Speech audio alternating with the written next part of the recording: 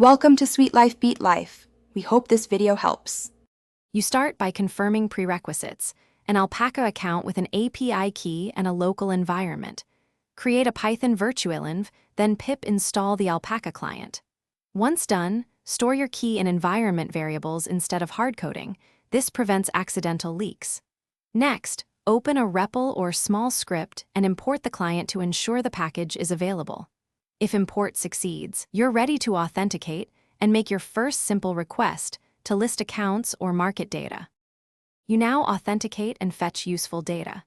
Initialize the REST client with env credentials, then request account info to confirm permissions. Once done, fetch market bars or instrument data using timeframes and symbol lists. Paginate if you need large ranges. Make sure to handle HTTP status codes and raise alerts on 429 rate limits and back off with exponential retries.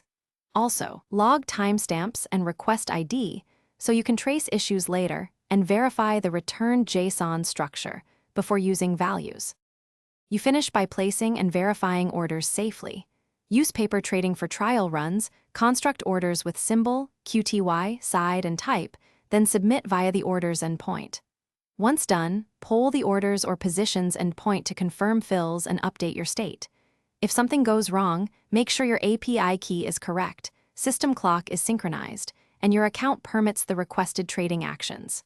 Finally, add robust error handling and retries so small hiccups don't derail execution. Thanks for watching.